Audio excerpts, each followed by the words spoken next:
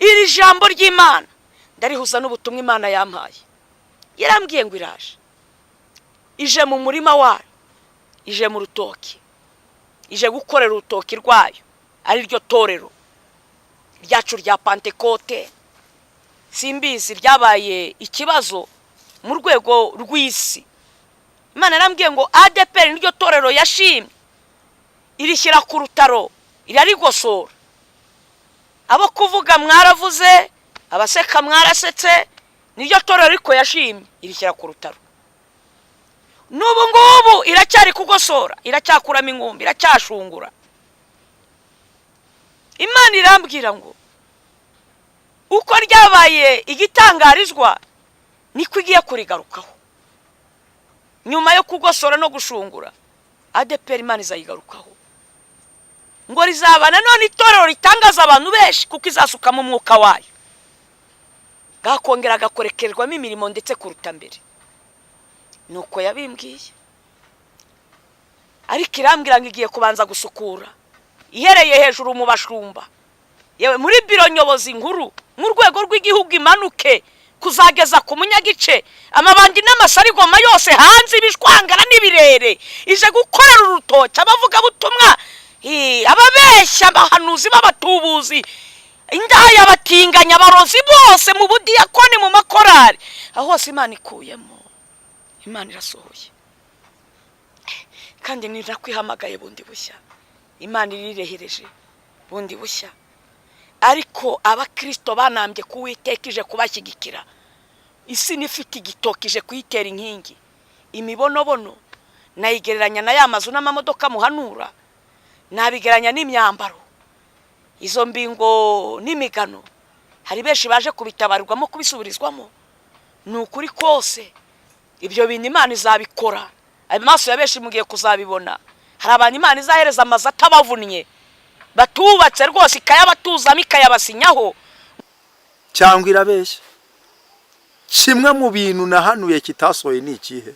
Byose byarasohoye. Nongere mbonereho no kubabwira, yewe n'uyu munsi Imana yongeye irasanga irambwira ngo ntago umukwabu warangiye. Ikintu kibabaje giteye n'agahinda ni ukubona umuntu ari gusunika abandi, ariko ukabona nawe inyuma haje andi maboko aramusunitse. Ikibabaje giteye agahinda, nabonye bamwe mu bayobozi bo mu itorero ryacu rya ADPR, nabonye bagiye gereza, binjiye gereza, mbona barafunzwe. Imana irambwira ngo niko bigiye kugenda. Ndabifuze kandi nibisohora muzambera abagabo.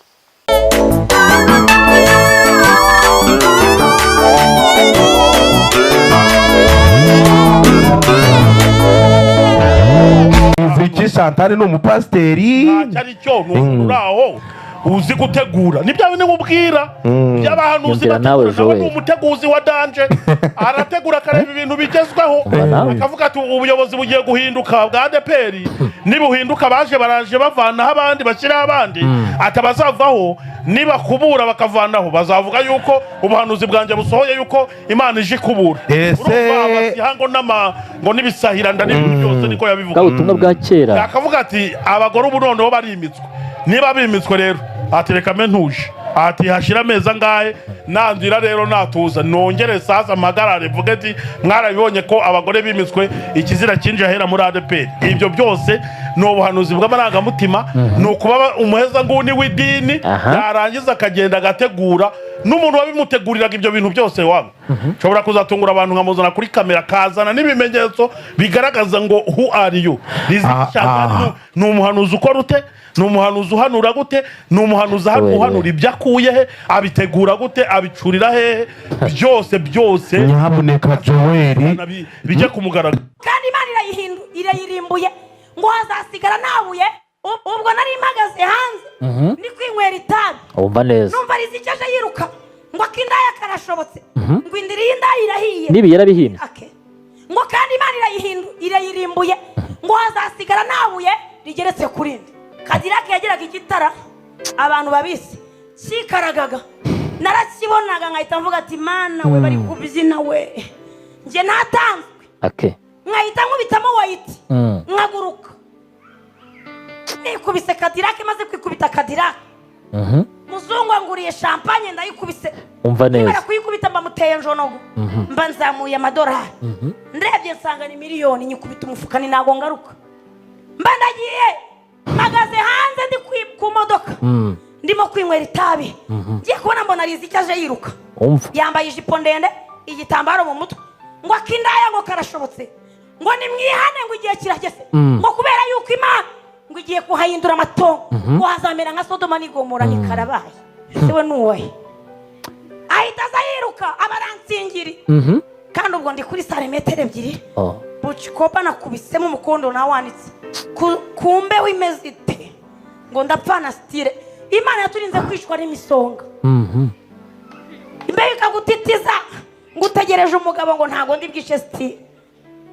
umusonga uragukubita ukakwica amina utitaye kuri ubwo bugoryi Satani yagiye akongorera ngo kubita stile ngo ni wifubika ngo uraba wishe stile amina arangije atumva mbona araje ageze aho ati mukozi w'Imana ni karabaye uyu we rwose yarasaze byararangiye atumva ukuntu Imana ivuze imvira ikimenyetso iyi modoka ufite wayibye yari imodoka nari nibye papa mu muzama amafaranga nambwa ati wayimpaye nanjye nkarya umungara mu bana baba boss nkagukubita nka veni nawe ugasigara uba wati yijyaneje rimena ariko ndakuzi nunyirukanije bakozi narabirukanishije ndabamara bamufata ati nije rimena ati rimena gushuka gute nta bwenge ugira iwanyu gahinda kakanyije ko twari twarahuje nagira ibyago bakazana umufunga mutwe najya mubwira ati mbabarira ibyawe narabimenye wirukanisha abakozi ntibagarure mbabarira nta modoka nguhaye umva neza yewe nanjye nyikubitamo ikintu bita amavuta nduzuza ndavuga ni Kigali ndayimara amina ubwo nari mpagaze hanze ni kwinywera itabi numva Riziki aje yiruka ngo akindaya karashobotse ngo indiri indaya irahiye ubwo ni Cadillac ngo kandi Imana irayirimbuye ngo hazasigara nabuye rigeretse kuri ndi na nubu nta nibuye rigeretse kuri yes abantu bahazi nta muntu ujya gusora Imana rebo desitaya mando nta ukosora Imana nta muntu ujya gusora Imana araza ati nawe mukozi w'Imana n'uyu nuwahe atumva ukuntu Imana imbwi ikimenyetso imodoka niyo wibye karabaye uyanzihe yes ati ikindi nimba habaho umwana wahazi igiti birirwa bakubita niwo uyu munsi imodoka nihira barakwica nanga kumva ati ikindi kimenyetso uriya muzungu wibye no kukwicara kwica n'iyi niyo iyi ni Imana ndangije ninjira modoka mfatira nyireba inyuma mbona ikirere cyose cya Cadillac cyabaye umukara indaya ziraguruka hejuru y'izindi ati ndapfuye ndaranyanyagira ati ndabigira ne abataye amamodoka aho hari n'amamodoka yahiriye ariko njyewe ncaho kubera ko Imana inkunda amen amen amina amen amen Imana ishimwe cyane Imana ishimwe Yesu araryoshye cyangwa ntaryoshye araryoshye n'ukuri Yesu wamuvuga bukira bugacya Yesu nta muntu ujya umuvuga ngo amuhage yatugiriye neza yakoze yiza kutaduha agakiza hacu abahari bagiranye ndirukanka ndakebageguzwa umuzamu abona mvuyemo niruka ati bite byawe bigenza bite ni Cadillac irahiye ati yamaye ati se nuhiye ni wowe urabona se ntameze neza ni ntabwo mpiye nariko nugira undi muntu bibwira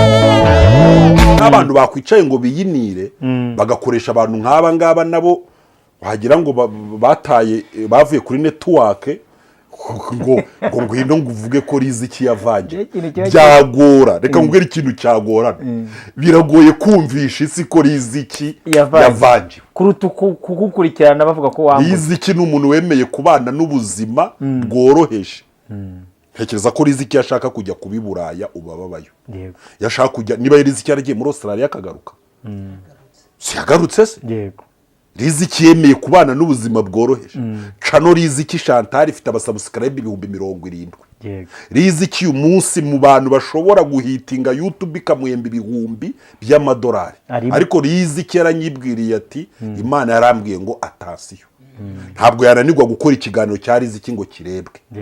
Riziki amacano menshi aramuhiga ngo ayahe ibiganiro ati Imana yarambujije. Niba Imana ikuye umuntu ku biryo ntarye, ikamukura ku mazi ntanywe, ikamuca ku mwenda ntiyambare, ikamuza gutura mu gihugu cyiza ntajyeyo, akaza guturana n'abanzi be, agaturana n'abamuhinyura, Riziki ntabwo yari bubure umugabo muri iki gihugu cy'u Rwanda. Sibyo n'umutesho. Njye mfite amakuru ko yageze kugira umufiyansi umwe mu bafiyansi bakomeye hano mu gihugu. Ariko Imana igira gute? Aravuga atoya. Niba rero reka nkubwire Jowe, imbwa warayisize ujya guhiga, gufata umuhigo rwose ugiye ntambwa byakuruye, kuko kujya kuvuga ngo niyo yaba hanura ibinyoma biragoye kumvikanisha ko Jowe avuga ukuri Riziki abeshya. Ko Jowe avuga ukuri Riziki abeshya.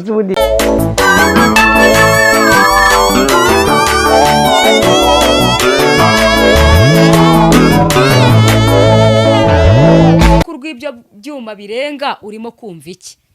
Hanyuma mu mwuka nkatega amatwi ngo numve ko muri rwa rusaku rwa bya byuma hashobora gusohokamo ijwi ry'indirimbo nibura yabiri kuririmbwa. Nkatega amatwi nkumva ni urusaku gusa nta ndirimbo irimo. Urabona hari ukuntu abantu baririmba ariko barimo no gucuranga. Nge nahabwaga gutega amatwi nkumva nkagenzuza umwuka ngo numve ko muri urwo rusaku rw'ibyo byuma harimo ijwi ririmo ry'indirimbo abo bantu baba bari kuririmba. Mburamo indirimbo. Nkiburamo indirimbo numva umwuka wari kuri nge wampishuriraga ibyo. Arambwiye ngo narinje kukwereka ibiri kubera mu rusengero.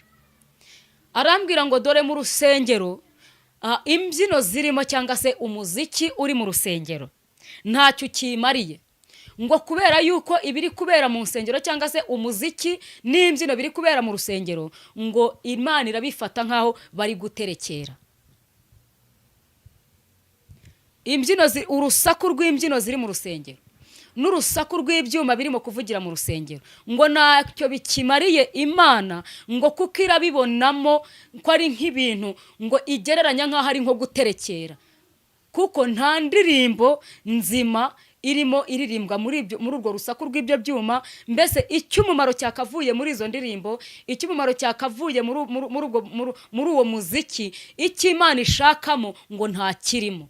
Niyo mpamvu uwo muziki n'izo mbyino ziri mu rusengero zateje urusaku ku Mana, ngo Imana idafitemo umusaruro, nta musaruro irimo kubona muri iyo miziki n'izo mbyino biri mu masengero atandukanye ariko si yose. Hanyuma nagiye kubona mbona kuri urwo rusengero mpise mbona umuntu yari mu ishusho y'umuntu umeze nk'umuzungu, ariko unanutse arimo kugenda ariko aziritse amapingu ku maboko. Yari afite ibicuruzwa mu biganza bye biri mu ishashi. Nitegereze bya bicuruzwa mbona hari ishashi imwe yari irimo umugati, ariko nabirebera inyuma nkabona ni bishyashya. Iyindi shashi yari afite ishashi irimo inyama z'inkoko, zizi nkoko bita ngo ni koroyirohari. Yego nabirebera inyuma nkabona ni bishyashya. Nkomeza kumwitegereza, ijwi rirambwira ngo mukurikire. Ndamukurikira ngenda inyuma ye. Uko nagendaga inyuma ye nagiye kubona mbona ageze ahantu hari urundi rusengero. Ageze aho kuri urwo rusengero mpasanga hasa nk'ahantu habereye igiterane. Muri uko kuhabera igiterane nabonaga bari batumiye amakorari. Ayo makorari bari batumiye nabonyemo amakorari abiri yari amaze ngo kuririmba. Ariko tuhageze dusanga ayo makorari ashoje kuririmba. Hanyuma uwo wari woherejwe wari muri iyo shusho y'umuzungu afite ibyo bintu yagendaga azunguza ari kugenda abicuruza, aragenda aruhukira kuri urwo rusengero. Ahageze asanga abakristo hanze, abandi bari mu rusengero, hari n'abandi bari hanze. Hari harimo n'izo korari abakristo bamwe na bamwe bari bamaze gusohoka b'abaririmbyi bamaze kuririmba. Ahageze atangira kubahereza bya bicuruzwa, akajya avuga ngo ni makeya arimo kubicuruza, akagaragaza umugati ndetse na bya bindi byasaga n'inyama arimo kugenda acuruza, akabibereka ngo nibyo arimo gucuruza. Noneho nkatega amatwi ngo nkurikirane ikiguzi cy'amafaranga yashyizeho kugira ngo ndebe ayariyo. Ariko ndangije ndavuga ngo ariko ibi bintu ngo reka ndebe ibyo ari byo. Ngo ndangije ndamwegera ndamubaza ngo ibi bicuruzwa urimo gucuruza isoko ryabyo cyangwa se amafaranga ubyifuzamo nangahe? Ntago yigeze yambwira, ahubwo nahise numva ijwi rimbwira ngo itegereze ku bicuruzwa afite icyapa kibyanditseho. Ndareba noneho negereye wa mugati afite nsanga waraboze, negereye za nyama yari afite mu ishashi nazo nsanga zaraboze byabaye umukara, ariko wabirebera inyuma ukabona ni bishyashya. Ndangije kubibona mbona ku cyapa, urabona hari ukuntu basohora umugati hakaba hariho icyapa kirangaho aho uwo mugati wakorewe igihe uzarangirira, haba hariho icyapa. N'ibyo bicuruzwa yari afite hariho icyapa, ariko icyo cyapa mbona amaso yanjye arahumutse yitegereza amagambo yanditswe kuri icyo cyapa, ariko ndebye nsanga ayo magambo yanditse kuri icyo cyapa kiri kuri ibyo bicuruzwa ntago yanditse mu Kinyarwanda. Mbona n'urundi rurimi rwanditsweho, ngo ndababara ndi mu mwuka ndavuga ngo none se ko ntabashije kumenya ibyanditswe kuri kiriya cyapa kandi narimbwiye ngo ninsoma amagambo ariho hakaba atanditswe mu Kinyarwanda, ndasobanukirwa gute? Ntangira gushaka umuntu ngo waza akansomera akansobanurira iyo nyandiko, kubera ko atari inyandiko yari iri mu Kinyarwanda mu rurimi numva, ngo ansomere basansobanurire menye iyo nyandiko icyo ishatse kuvuga. Mu gihe mbabaye ndimo gushaka umuntu unsomera, numva umwuka arambwiye ngo ngere usome. Nongeye gusoma noneho mpita mbihishurirwa bitari muri ya mvugo, bitari muri ya nyandiko itamenyekana. Muri make Imana yayiyenzaniye mu nyandiko ndi bubashe kubona. Ngiye gusoma nsanga handitseho ijambo ryavugaga ngo uwakira ibi bintu cyangwa se ugura ibi bicuruzwa byacu azabitangira ikiguzi. Niryo jambo ryari ryanditseho. Hari handitsweho ijambo rivuga ngo ugura ibi bicuruzwa cyangwa se ugura ibi bintu azabitangira ikiguzi. Nyiri mu mwuka ndabaza ngo none se uwakira ibi bintu, uwakira ibi bicuruzwa azabitangira ikiguzi, ni ikihe kiguzi gitangwa kirenza amafaranga umuntu yahereza uyu urimo kubicuruzwa? Ngiye kumva numva umwuka aransobanuriye ngo impamvu y'iryo jambo ryanditswe kuri ibyo bicuruzwa rivuga ngo ugura ibi bicuruzwa azabitangira ikiguzi, numva ijwi rirambwiye ngo ikiguzi kiri kuri ibyo bicuruzwa ntago ari amafaranga yo kubigura ayuhereza umuntu akaguha ikintu nawe akagiha ugatwara ibyo afite. Umwuka arambwira ngo ubasha kwakira ibyo bicuruzwa uwo muntu afite, kuko nta nubwo yari umuntu, ndaje mbasobanurire, ubasha kubyakira arabatanze ikiguzi cyitwa ubugingo bwe. Ni ikiguzi cyitwa ubugingo bwe araba atanze, ntago ari ikiguzi cy'amafaranga. Nyibibona ndavuga ngo kumbi ni ibi bintu turimo kwakira. Ndangije umwuka arambwira ngo uwo muntu nakubwiye ngo ukurikire ntago ari umuntu. Arambwira ngo aho yageze cyangwa se aho hantu ari ni Satani, ni umudayimoni wagendereye amadini, wagendereye amatorero, wagendereye ahari abantu b'Imana, ahari ubwoko bw'Imana, ahagenderera ahazanye ibicuruzwa bitari ibicuruzwa nyakuri, bitari ibicuruzwa bizima. Umwuka w'Imana arambwira ngo umuntu wese ugura ibyo bicuruzwa cyangwa se agafata ayo mahitamo akayemera akayakurikiza, arambwira ngo uwo nguwo yamaze kwamburwa ubugingo, ubugingo bwe bwamaze kumanuka, bwamaze guhomba cyangwa se bwamanutse ikuzimu kubera ibyo yakiriye muri we. Ndabaza ngo none bwamanutse ikuzimu gute? Ngiye kubona mbona Imana inkiza abantu imbere. Abo bantu nashyizwe imbere bari abantu bafite iminyururu ku maboko, kandi benshi nabo baboshye bafite iminyururu. Mbona abo bantu uko bafite iminyururu bari kugendagenda mu makaritsiye atandukanye, ariko nabo bafite ibicuruzwa barimo gucuruza baboshye amaboko.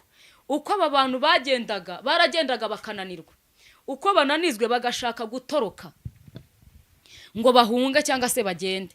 Ariko mu gushaka gutoroka kwabo mwumva umwuka arambwiye ngo nubwo bari abantu bashaka gucika ariko barafunze, nubwo bashaka gucika baracunzwe, bararinzwe. None nkabaza ngo none se barinzwe mu buhe buryo cyangwa se barinzwe gute? Umwuka akambwira ngo reba hejuru yabo. Nitegereje hejuru y'abo bantu uko bagendaga, mbona hari ijisho rinini rimeze reba kano kantu bita drone. Nabonaga karimo kamera kameze nka kara kantu bita drone kameze nk'akadege. Nabonaga ariko kabagenda hejuru, ariko uko kabagenda hejuru kakajya kagenda gakatira aho bakatiye, aho banyuze hose nako kakabakurikira. Muri make ibyo bibwira, ibyo batekereza, ibyo bashaka byose gukora kakaba kabari inyuma, kagenda kabakurikiye. Ariko nkabwirwa ngo impamvu kabakurikiye, nta muntu n'umwe uri hiryo pingu wemerewe gucika. Nta muntu n'umwe uboshywe cyangwa se uriho ayo mapingu wemerewe kugira hajya. Nubwo bataboshye amaguru barimo kugenda, barimo gucuruza, ariko barafunze, bariho amapingu ku maboko. Nta hantu bemerewe kujya, ni imbohe. Ndabaza ndi mu mwuka ngo Mana, none aba bantu niki cyababayeho? Umwuka arambwira ngo bariya abantu bonye bariho amapingu, bariho babaye imfungwa, barimo bakontorerwa cyangwa se barimo bagenzuzwa. Imana irambwira ngo ni abantu bari mu nsengero ariko bari no mu murimo w'Imana.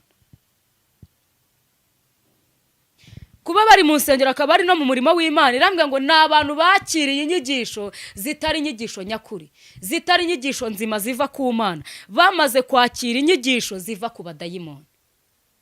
Aba bantu ngo harimo abavuga butumwa, harimo abahanuzi, harimo abanyamasengesho, harimo abapastoro, harimo abantu benshi mu byiciro byinshi bitandukanye bari gukora umurimo ariko bariho iki? Amapingu.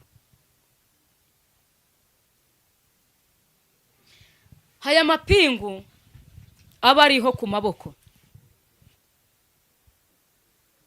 ntago bo ubwabo bafite kuyikuraho, ntago bo ubwabo bafite kwisengera ngo abaveho. Ariko umwuka w'Imana yarambwiye ngo nidusenga tugasengera ubwoko bw'Imana, hari abantu Imana ishaka kubohora, hari abantu Imana ishaka gukuraho amapingu ku maboko yabo. Bamaze kubohwa, baboha n'umwanzi Satani, arabazirika, arangije abahindura ibikoresho bye. Barakora ariko ntago bakora bari mu murongo w'iby'Imana, bari gukorera mu murongo wa Satani, ariko ntago babizi. Nyiraho ngaho umwuka w'Imana arambwira ngo dore impamvu abantu binjiriwe mu nsengero, bakinjirirwa n'abadayimoni bakomeye kandi batandukanye bafite imbaraga, bakakira ivugabutumwa ridafite icyo rihindura, bakakira ivugabutumwa ryangiza ubugingo bwabo. Imana irambwira ngo ziriya korari zose uko wazibonye, irambwira ngo yazigaye, ubutumwa bwazo ntacyo bwamaze. Irambwira ngo ubutumwa amakorari arimo gutanga ni ubutumwa budafite guhindura imitima y'abantu ngo bihane. Numva ijwi rirambajije ngo none niba abaririmbyi baririmba abantu ntibihane, izo ndirimbo baririmba zimariye iki Imana? Irambwira ngo niba bavuga butumwa babwiriza abantu ntibihane, iryo vuga butumwa riri kubwirizwa ni irihe? Iryo vuga butumwa rimariye iki Imana? Imana irambwira ngo niba abantu bari gusenga amasengesho yabo natume hari abantu bihana, ayo masengesho amaze iki cyangwa se amariye iki Imana? Irambwira ngo abo bantu bose uko bameze gutyo irabagereranya n'abariho amapingu, babaye imbohe z'umwanzi Satani, kubera ko ivuga butumwa ryabo ntirigifite aho rivana abantu, ntirigifite aho ribageza. Bamaze kwamburwa, bamaze kwibwa, bamaze gusahurwa, bakurwamo iby'agaciro, bakurwamo iby'umumaro, basigarana ibiboze, basigarana iby'umwanda, batoragura ibintu bitagifite icyo bimaze. Uyu munsi wa none bari gukora badakorera mu murongo w'iby'Imana, ahubwo bari gukora bakorera mu murongo w'isi y'umwijima. Yamaze kubafata ibashyiraho ikimenyetso cy'amapingu, irababoha. Ntago bemereye guhindura izo nyigisho, ntago bemereye guhindura ubwo buhanuzi, ntago bemereye guhindura ayo masengesho. Muri make abantu benshi mu nzu y'Imana, mu rusengero, mu madini bamaze kwinjirirwa. Imana irambwira ngo mu madini hamaze kwinjirwamo umudayimoni wazanye imbyino. Mu rusengero imbyino ziri mu rusengero zimwe na zimwe ngo ni imbyino nyinshi zazanywemo n'abadayimoni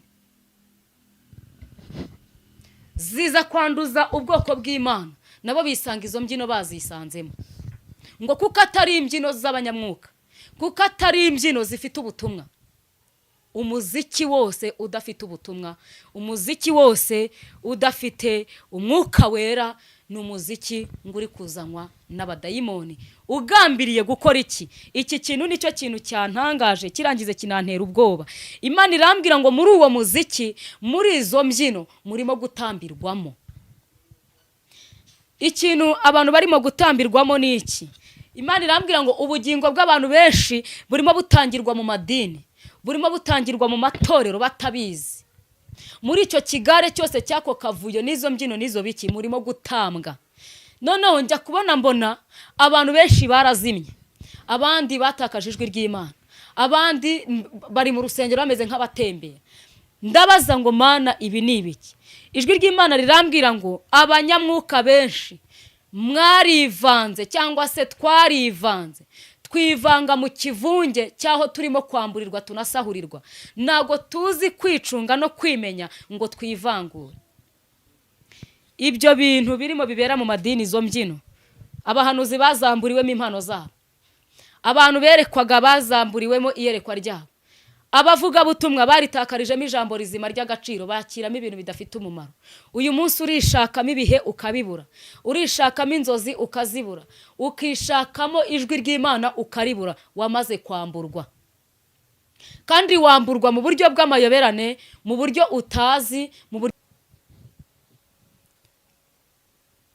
Tugiye kurebana hamwe inyigisho zo mu gitabo nasomye.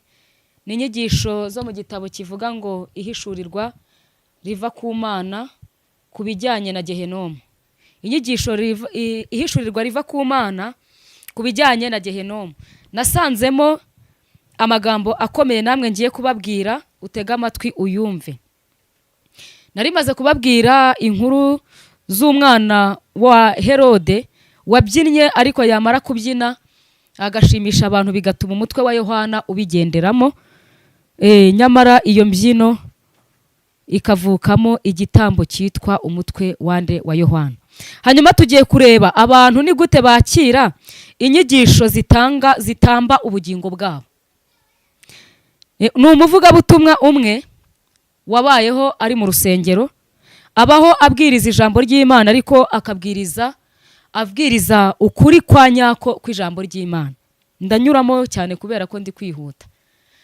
Hanyuma ubwo yatangiraga ivugabutumwa, yatangiye ari mu murongo, atangira abwiriza abantu iby'ubwami bw'Imana, abantu bagakizwa, bagahinduka, bakihana, ubugingo bwabo bukarokoka, ntibarimbuke, bakabona ubugingo. Hanyuma uyu muvugabutumwa ngo igihe kiza kugera arahinduka. Ahindutse ahindura inyigisho. Uyu wari muri iyi yerekwa ni yerekwaga se cyangwa ni amakuru yabwirwaga y'ibyo yararimo ahabwa ngo azaze kumenyesha abantu. Hanyuma ngo ubwo yarari muri iri yerekwa, abona uyu mugabo w'umuvugabutumwa wabwirizaga, ngo yabonye uyu mugabo yaraje kugera igihe arapfa.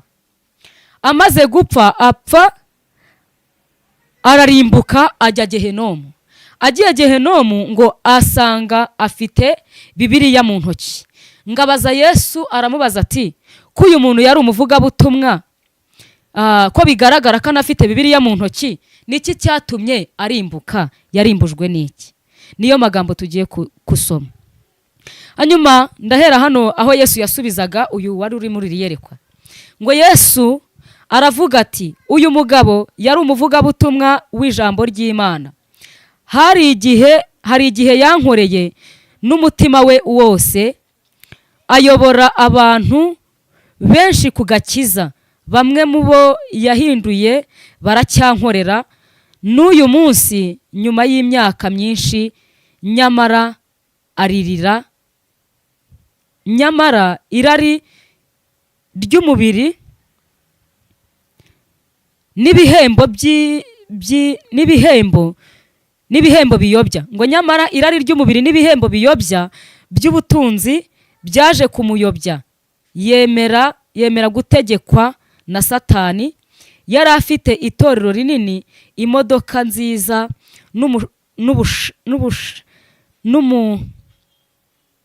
n'umushahara utubutse. Yatangiye kwiba amaturo y'itorero no kwigisha ibinyoma. Rimwe yavugaga ibinyoma, ubundi akavuga ukuri. Mutega amatwi. Ngo rimwe yavugaga ibinyoma, ubundi akavuga iki? Ukuri. Ngo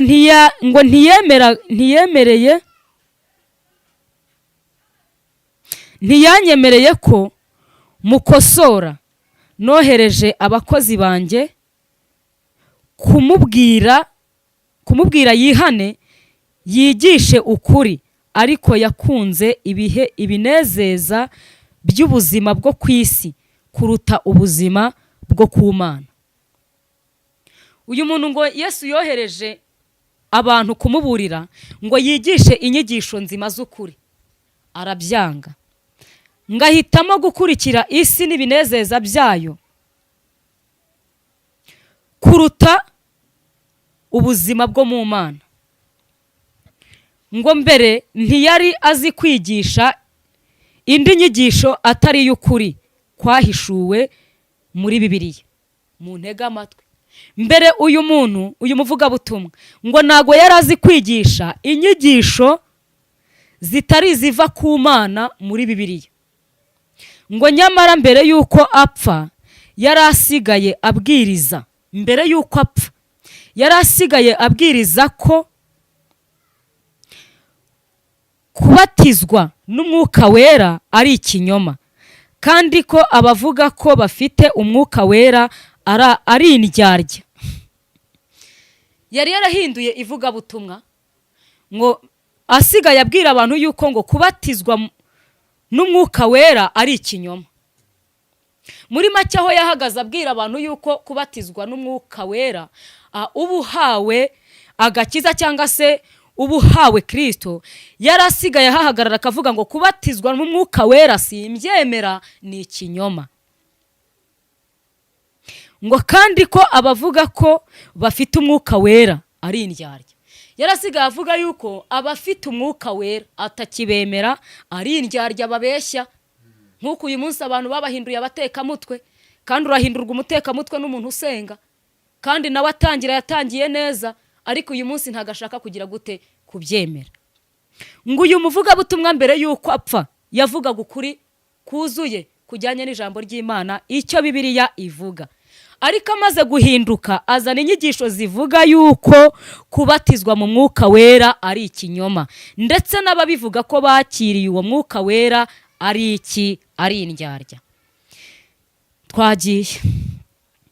Ngo yavuze ko umusinzi ashobora kuzajya mu ijuru kabone niyo atakwihana. Umva inyigisho yari asigaranye. Arangije nyuma yo guhakana umwuka wera n'abakiriye umwuka wera, aravuga ngo kandi ikindi nemera nuko umusinzi ashobora kuba mu itorero, agatanga icya 10, agasenga, agatanga umusanzu, akitabira amateraniro, akajya yitabira ibikorwa by'itorero byose, kandi akazajya mu ijuru.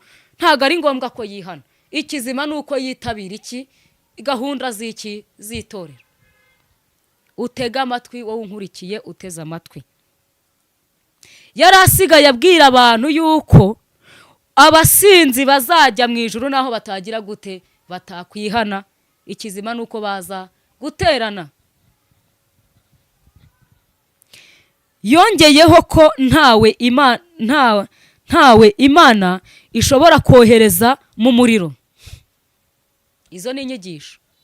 Ntawe Imana ishobora kohereza mu muriro, ngo ni nziza ku buryo itakora ikintu kibi nk'icyo. Umva ivugabutumwa ritanga ubugingo, ritamba ubugingo bw'abera. Nyuma yo kuvuga ko umusinzi ashobora kujya mu ijuru atihannye, yongeraho icyigisho kivuga ngo kandi Imana ntago ishobora gukora ikosa ryo kuzajyana abantu hehe mu muriro. Ngo impamvu itazajyana abantu mu muriro nuko Imana ari nziza, ntiyatinyuka gukora ikintu kibi nk'icyo ngicyo cyo kujyana abantu hehe mu muriro. Uwatangije ivugabutumwa rizima umva ibyo agezemo. Twagiye. Yatumye abantu benshi beza bava mu buntu bw'Imana. Umva icyaha cya mbere yakoze gituma abantu ubugingo bwabo butambwa mu madini, mu nsengero ziriho uyu munsi kubera inyigisho z'ibinyoma, kandi natwe tukazihagararamo ngo koko niko kuri. Ngizi nyigisho zagize ingaruka ku bazumvisha. Zikoze iki? Icya mbere, ngo abantu benshi beza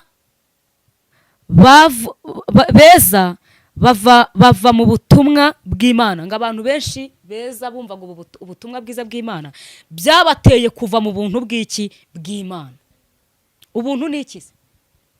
Byabateye kuva mu mbabazi z'Imana bakurikira inyigisho z'ibinyoma. Iyo uvuye mu mbabazi z'Imana se ubugiye nukurimbuka nta handi. Niki kikurimbuje? Ugenzuye neza ni inyigisho wakiriye.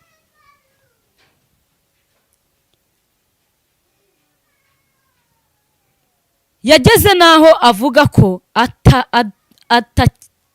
atakeneye, yageze naho avuga ko atankeneye.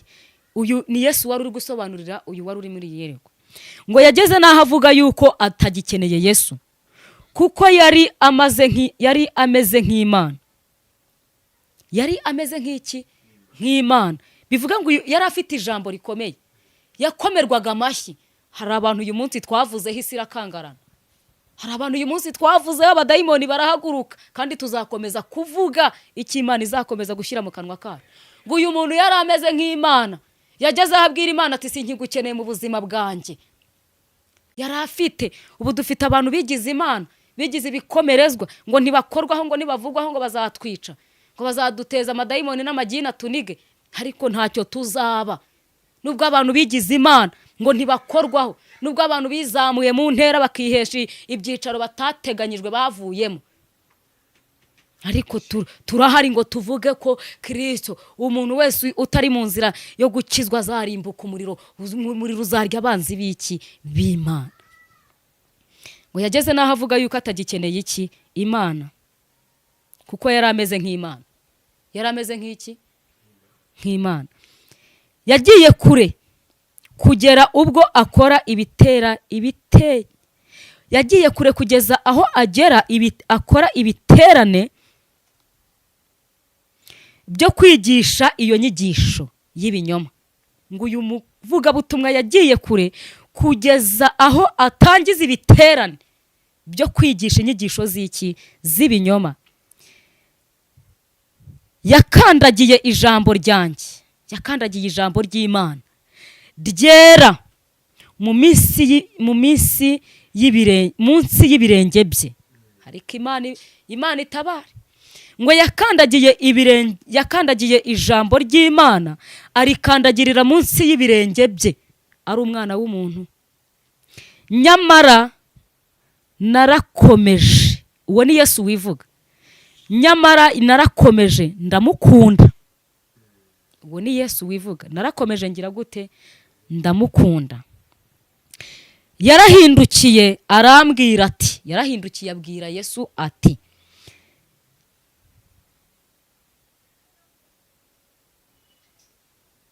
mwana wanjye, birutwa nuko atari kumenya aho. Yesu yarahindukiye abwira uyu wari mwiyerekwa, aramubwira ati, ngo yarahindukiye arambwira ati, uyu ni wa wundi wari mwiyerekwa uri kuvuga. Yarahindukiye arambwira ati, mwana wanjye, birutwa nuko atari kumenya aho kumenya, hanyuma agahindukira akareka kunkorera. Naratatse nti, uwo ni wa wundi wari uri mwiyerekwa. Naratatse nti, iyo byonyine aza kumvira, iyo byonyine aza kukumvira mwami, iyo aza kwita gusa ku bugingo bwe n'ubw'abandi, iyo aza kwita ku bugingo bwe n'ubw'abandi. Yesu yavuze ati, ubwo namuhamagaye ntiyanyumvise. Yakunze ubuzima bworoshye, narahamagaye muhamagara kugira ngo yihane, ariko yanga kugaruka aho ndi. Umunsi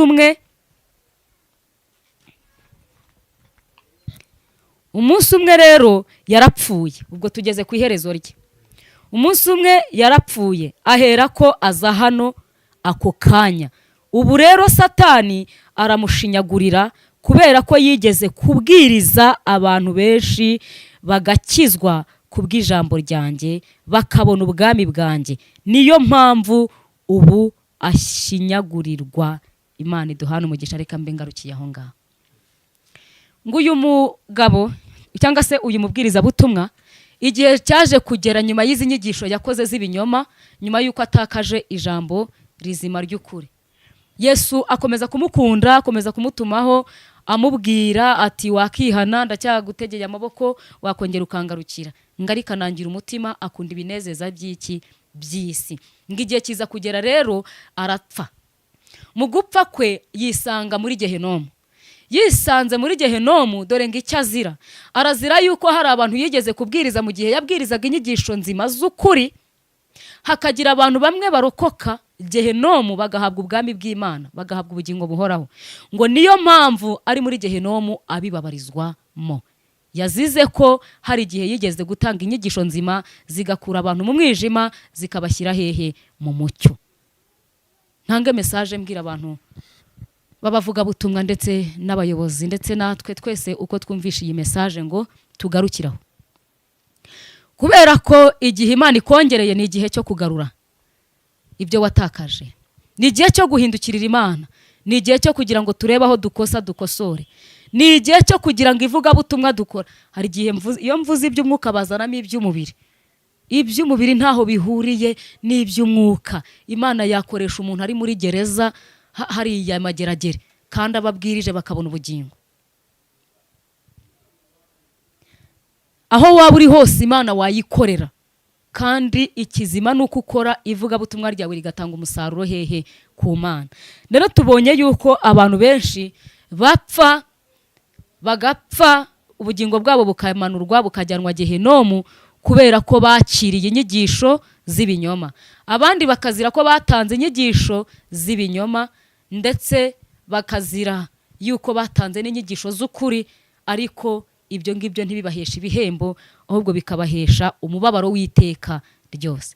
Wamuvuga butumwa we unkurikiye, wa munyamasengesho we, wa muhanuzi we, wa mushumba we, wa muntu w'Imana ufite aho uhuriye n'umurimo w'Imana, wagoretse ijambo ry'Imana, wagoretse ubutumwa, ngo abantu barakuvuga, ngo urashaka ko abantu bagukunda, bakagushyira imbere amafaranga, bakagushyira imbere ibinezeza umubiri, ugahinduka cyangwa se ugahindura.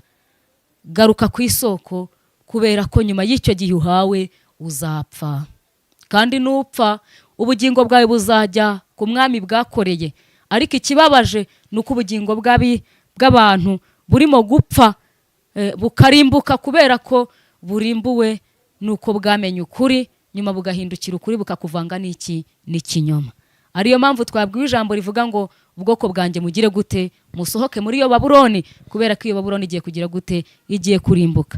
Iyo Babuloni yaba umubiri wawe mama, iyo Babuloni yaba umubiri wawe uyu munsi utuyemo.